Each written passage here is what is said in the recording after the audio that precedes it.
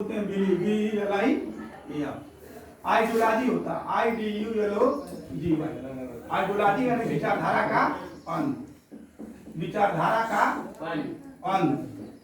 इन आप आइडियोलॉजी का कंसेप्ट जो है आप जाओगे आगे BA MA के क्लास में, BA MA के या PhD करोगे तो वहां पर पढ़ोगे विचारधारा का अंत हो गया।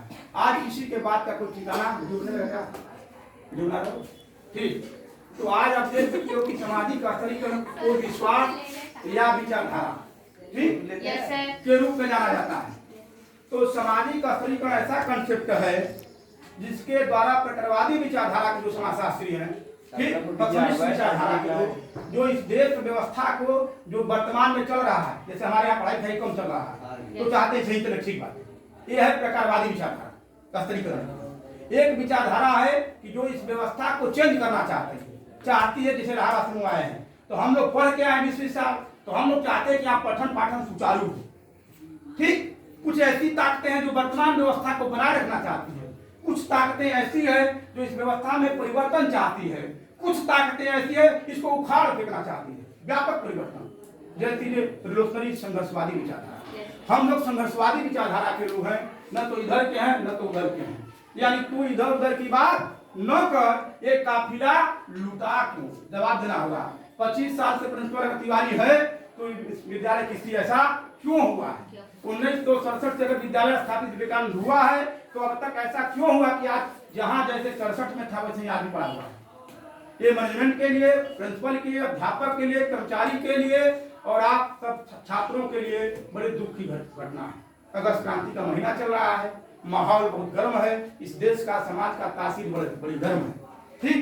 इस तपिश की गर्मी में हम चाहते हैं कि सामाजिक स्तरीकरण को विश्वास की विचारधारा जो मानने वाले समाजशास्त्री है वो कौन है, क्यों है, कैसे है, इस पर हम क्लास में चर्चा कर रहे हैं। 2 सिद्धांत स्तरीकरण का पढ़ चुके हैं, तीसरी की हम लोग चर्चा कर रहे थे।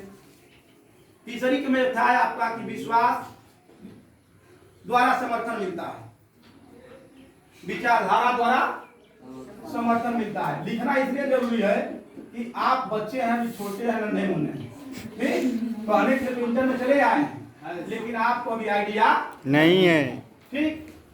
तो हम चलेंगे इंटर के हिसाब से। तो सामाजिक स्तरीकरण को विश्वास का या विचारधारा का समर्थन मिलता है, यानी जो वर्तमान व्यवस्था चल रही है उसको मानने वाले ज्यादा लोग हैं। जैसे इस देश में 80% हिंदुवादी है, कितना है 80 हिंदुवादी है, और मुस्लिमों की 20% मान लीजिए और बाकी में 10% ठीक ऐसे है। और इस देश में नारा क्या दिया गया? हिंदू मुस्लिम सिख ईसाई हम दोनों हैं भाई भाई। वर्तमान में नारा क्या लगा रहे हैं कि हिंदू मुस्लिम सिख ईसाई, हिंदू मुस्लिम सिख ईसाई और बिरादरी कहाँ से आई ठीक, और हमारे कहाँ से आए ठीक। तो सवाल यह है कि अगर 80% देश में हिंदू है तो क्या तभी हिंदू खतरे में है क्या? लेकिन वर्तमान में पेपर टीवी मीडिया उठा के लिख लीजिए क्या है कि हिंदू तो खतरे में है, हिंदू खतरे में है। जब हिंदू खतरे में है तो इनकी क्या दशा होगी? ये बौद्ध है, ये जैन है, ये ईसाई है ठीक, ये पारसी है, इनका क्या होगा? ये रैदासिया है ठीक, ये मानववादी विचारधारा के लोग हैं, ये कुछ और नहीं मानते हैं, उनका क्या होगा? उनको तो गांसी से काट देंगे यहाँ पर इस देश में नहीं। इसीलिए इस देश में कत्लेआम हो रहा है, नंगा नाच हो रहा है। ये सामाजिक स्तरीकरण की जो विचारधारा है आप देख सकते हैं मनु के संविधान में कैसे बनाया गया है।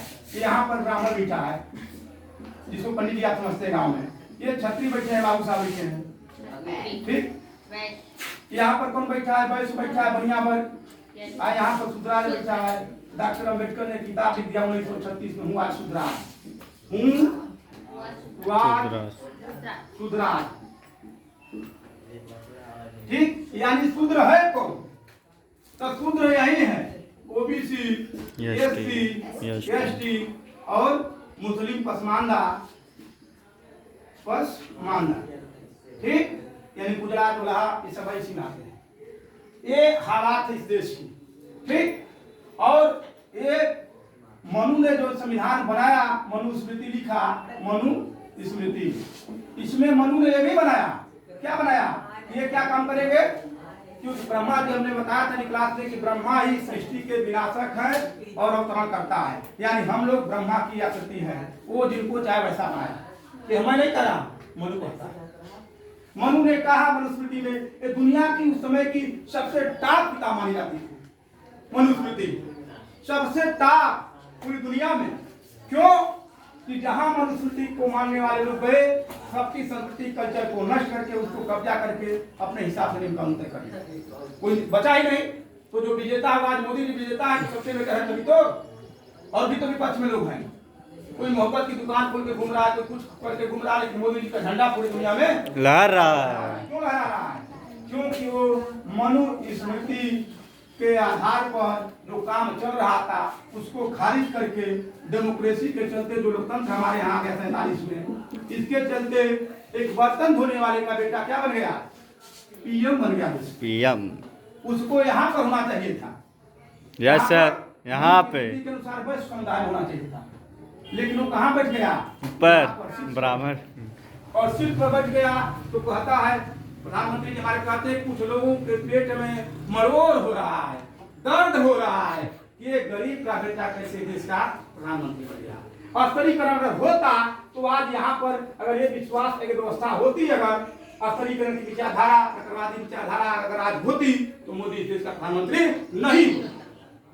आज मोदी प्रधानमंत्री इसीलिए है, आज हमारे क्लास में सब लोग एक समान फारिग पर बैठे हैं। इसलिए क्यों बैठे हैं? क्योंकि आज संविधान आ गया है, बाबा साहब का संविधान आ गया, इंडियन कॉन्स्टिट्यूशन आ गया। ठीक, अंबेडकर और अंबेडकर की टीम ने मिलकर के इसको बनाया था, लेकिन अंबेडकर ने ज्यादा काम किया था, इसलिए इस देश में अंबेडकर को श्रेय दिया जाता है। फादर ऑफ संविधान, अगर कोई पूछता है कि संविधान का पिता कौन है आपकी परीक्षा में, तो आप अंबेडकर को मानेंगे। लेकिन अगर यहीं जाएंगे और लोग पढ़ाएंगे आपको जो इसमें आते हैं, इसमें आते हैं, इनसे पूछेंगे तो पहले इसने कुछ नहीं, सब हम लोग। ठीक, जो यहाँ पर भी उन्होंने किया था, तो इनको खारिज कर दिया। तब ये पच नहीं रहा है तो पेट में क्या हो रहा? दर्द हो रहा है। मोदी जी कह रहे हैं कि अब कुछ लोगों को दर्द हो रहा है। तो जीएन सिंह की क्लास में जब बच्चे पढ़ रहे हैं, जीएन सिंह 4-4 घंटा लगातार पढ़ा रहे हैं, तो कुछ लोगों के पेट में क्या हो रहा है? मरोड़ हो रहा है, दर्द हो रहा है। ये व्यक्ति शूद्र समाज में आने वाला, जो यहाँ बैठना चाहिए था मनु के हिसाब से, मौर्य, पटेल, कुर्मी, काछी, कुहार, लोहार, धोबी, गढ़वाल, कहाँ बैठता है? यहाँ बैठेगा। लेकिन संविधान के चलते हम लोग कहाँ बैठ गए? यहाँ शिक्षक की भूमिका में, जो कि यहाँ पंडित जी होते थे। अब यहाँ सिर्फ हो गए, और वो कहाँ चले आए? दारू पी के, गांजा पी के नीचे अपने कर्मों के बाद। जब वो यहाँ आ गए तो यहाँ के लोगों को कौन पढ़ाएगा? जीएन सिंह पढ़ाएंगे, और जीएन सिंह पढ़ा रहे हैं तो लोगों को पेट में क्या हो रहा है? दर्द हो रहा है। ठीक, तो दर्द का इलाज भी कौन करेगा? भारत का संविधान ही करेगा। यहाँ से कह रहा है अनुच्छेद आर्टिकल 14 में आओ, समता का अधिकार, आर्टिकल 15 में आओ, फलनवा का अधिकार, आर्टिकल 1 में आओ, India is Bharat, Bharat is India, preamble में आ जाओ, प्रस्तावना में आओगे, आप यहाँ देख सकते हो कि वी आर पीपुल, PEOPLE, यानी हम भारत के लोग हैं। डॉक्टर अम्बेडकर ने संविधान बनाया, प्रेमबुल बनाया, तो उन्होंने क्या लिखा कि हम भारत के लोग। तो क्या पाकिस्तान के लिए है क्या? मुसलमानों के लिए है क्या? दलितों के लिए है क्या? ब्राह्मण के लिए है क्या? क्षत्रिय के लिए है क्या? वैश्य के लिए है क्या? शूद्राज के लिए है क्या? डॉक्टर अम्बेडकर ने कहा वी आर पीपुल, इंडिया, अनुच्छेद 1 कहता है, अनुच्छेद आर्टिकल 1 देखोगे संविधान में, आप कहता है संविधान में तो पहले लिखा है कि India is Bharat, Bharat is India. इस देश में नारा लगा रहे हैं क्या?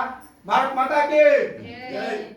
15 अगस्त को जब भारत माता की जय लगा सकते हो तो भारत पिता की जय। क्या बिना माता पिता के हम लोग आ सकते हैं क्या? No sir. मातृ शक्ति का कांसेप्ट कभी समझाया कि नहीं? शिव जो है वही मातृ शक्ति और पितृ शक्ति का क्या है? प्रतीक है।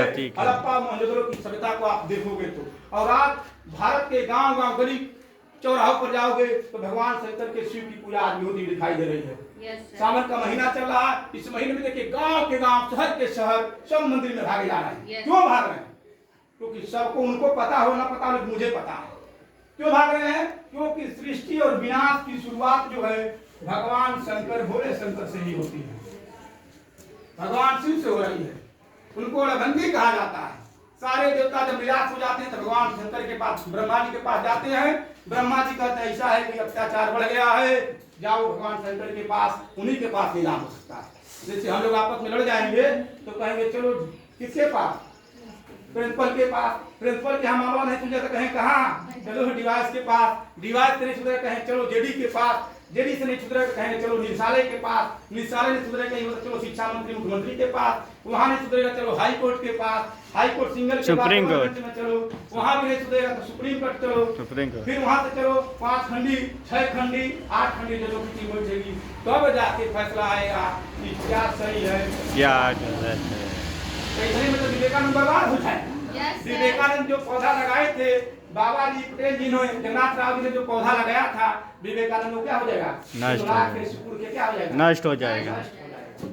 तो इस पौधे को बचाने के लिए परिस्थिति चाहे जो आए, आंधी आए चाहे तूफान, टीचर बर्खास्त हो जाए, प्रिंसिपल घरे चला जाए, चाहे जेडी आवे, चाहे डिवाइस आवे, चाहे निदेशालय आवे, चाहे मुख्यमंत्री आवे, चाहे जाए, या कोई फर्क नहीं पड़ता है। हम लोग राष्ट्र के निर्माता हैं, शिक्षक राष्ट्र का निर्माता होता है, उसके लिए ऑल फॉर इक्वल, सभी बच्चे एक समान है, सब लोग एक समान है, चाहे गरीब हो, कमजोर हो, विकलांग हो, ठीक।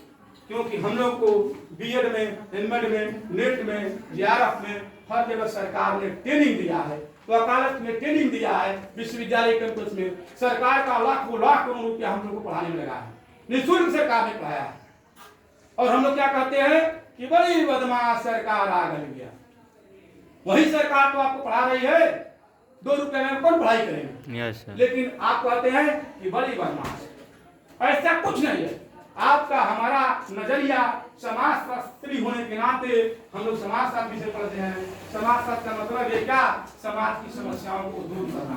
औस्तरीकरण जब समाज की समस्याओं को दूर नहीं कर पा रहा था तो इसके प्रकारवादी विचारधारा के खिलाफ दूसरी विचारधारा आई, संघर्षवादी विचारधारा।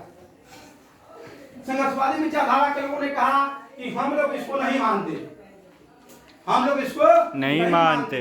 गाय पवित्र है, गौ माता है, गाय हमारी माता है, देश धर्म से नाता है, बचपन से हम लोग पढ़ते आ रहे हैं। Yes sir. तो क्या हमने कहा था क्या, नो सर। तो गाय जब माता है तो रोड पर क्यों घूम रही है? Cow are 4 finger, cow is a mother of India, 4 legs, 2 eye, 1 nose, 2 ear। हम लोग बचपन में निबंध लिखे हैं गाय के बारे में। क्यों लिखवाया गया था? पोस्टमैन के बारे में क्यों लिखवाया गया था कि आप जब बीमार होंगे तो आपको पता चलेगा कि डाकिया कितना इंपॉर्टेंट है, कैसे पानी में बारिश में भीग करके आपको पास पहुंचाता है। हमारे आदर्श शिक्षक पर निबंध लिखते हैं। तो हम लोग अपने गुरुजी का, फलमा गुरुजी बहुत अच्छे थे, उनकी 3 टांगें थी, ऐसे स्टाइल में पढ़ाते थे, बड़ी बेहतरीन पढ़ाते थे, उनका आचरण संस्कार भी अच्छा था, उनका मैं पैर छू लेता तो धन्य हो जाता था। हम लोग लिखते थे ना? Yes sir. लेकिन आज के अपने अध्यापक पर निबंध आ रहा लिखने के लिए? No sir. तो क्या आप अध्यापक नहीं रहे क्या? आज भी अध्यापक हैं, आज भी आदर्श टीचर हैं, आज भी वो आदर्श मूल्य जिंदा है, लेकिन कब? जब आप जिंदा रहेंगे। हम सब क्या हो गया है? मुर्दा हो चुके हैं। और नारा क्या दे रहे हैं कि 100 में 90 बेईमान है, फिर भी इंडिया महान है। इसीलिए आज आपका सोशियोलॉजी भी 43 कॉन्फ्रेंस में लखनऊ गया था, ऑल इंडिया सोसाइटी में आईएसएफ के कॉन्फ्रेंस में लखनऊ विश्वविद्यालय में हो रहा था, उत्तर भारत का कॉन्फ्रेंस। डीएस घुरिया ने इसकी स्थापना किया था इस संस्था की। मैं आजीवन सदस्य, life time member Indian social society का। मैंने वहां पर सवाल उठाया कि सोशियोलॉजी अब मौत के कगार पर खड़ी है, समाज का तब खत्म होने वाला विषय, इस डिसिप्लिन को समाप्त कर दिया जाए। लोगों ने कहा अभी तो 150 साल नहीं हुआ आते हुए, आप समाप्ति की मांग कर रहे हैं। हम के विश्वविद्यालय के कैंपसों में जाके दौरा करो, देख रहे हो वुडलैंड का जूता पहना, 4500 का जूता आता है, ये जूता खींच गया है, अपने बच्चों के लिए मांगते। देश के सारे समाजशास्त्री देश विदेश के बैठे हुए हैं, क्या देखते हैं वो? हम लोग जाते हैं विद्यालय में, किस कैटेगरी का है, कौन जाति हो, फलवा जा, चले आप पीएचडी कर लो। ये हालात है सोशियोलॉजी के डिपार्टमेंट के इस देश के कैंपसों की। आप जाके देख सकते हैं, यहाँ से इंटर पास होकर जाइएगा, बीए में करिएगा, PG, JNU, BHU, Gwalior, Hyderabad, Firozabad, आप जाइए उन कॉलेजों में पढ़ने के लिए, तब देखिएगा कि जाति धर्म मजहब की दीवारें कितनी मजबूत है। उन दीवारों को तोड़ना क्यों आवश्यक? अगर दीवार नहीं गिरी, नहीं टूटी, तो आप और हम सब लोग मारे जाएंगे। और आज इस देश में कुछ ऐसे एंटी सोशल एलिमेंट है जो कि आपको, हमको, इस मादरे वतन को, इस सोशियोलॉजी को समाप्त करना चाहते हैं। इस इंडियन कॉन्स्टिट्यूशन को समाप्त करना चाहते हैं और चाहते हैं क्या फिर ये लागू हो जाए कि दुनिया की सबसे अच्छी व्यवस्था थी। तो अच्छी व्यवस्था थी तो आज पेट में दर्द क्यों हो रहा है? यहाँ आ गए तो आज वहां से यहाँ आ गए तो क्या हो रहा है? दर्द हो रहा है, कष्ट हो रहा है, अपना आचरण संस्कार नहीं सुधार रहे हैं। हमसे अध्यापक घूमते रहते कहते हैं कि सर बड़ी अध्यापकों का शोषण हो रहा है। हमने कहा कि मैं तो देख रहा हूँ मैनेजमेंट वाले करेंगे मेरा शोषण हो रहा है, अधिकारी कह रहा मेरा शोषण हो रहा है, बच्चे कहते हैं मेरा शोषण हो रहा है। तो किसका माने? चलो खुली प्रतियोगिता होगी पूरे देश की, पूरे विद्यालय की कि सब लोग बताएं कि हमारा शोषण कितना हुआ है। सब लोग अपना अपना बताएं, सबका नोट होगा, फिर अदालत बैठेगी, जनता बैठेगी। जनता ही क्यों? इस संविधान किसने बनाया है? अम्बेडकर नहीं बनाया है, इस देश की जनता ने बनाया है। तो जनता को ही तय करना है कि क्या होना है, पंखा लगेगा या नहीं लगेगा। अगर पंखा लगवाना है तो अपने अपने कक्षा अध्यापकों को अपने अपने घर जाइए लेकर। ठीक, इसी के साथ आज की क्लास क्लोज की जा रही है। तो ये विश्वास जो बिलीव है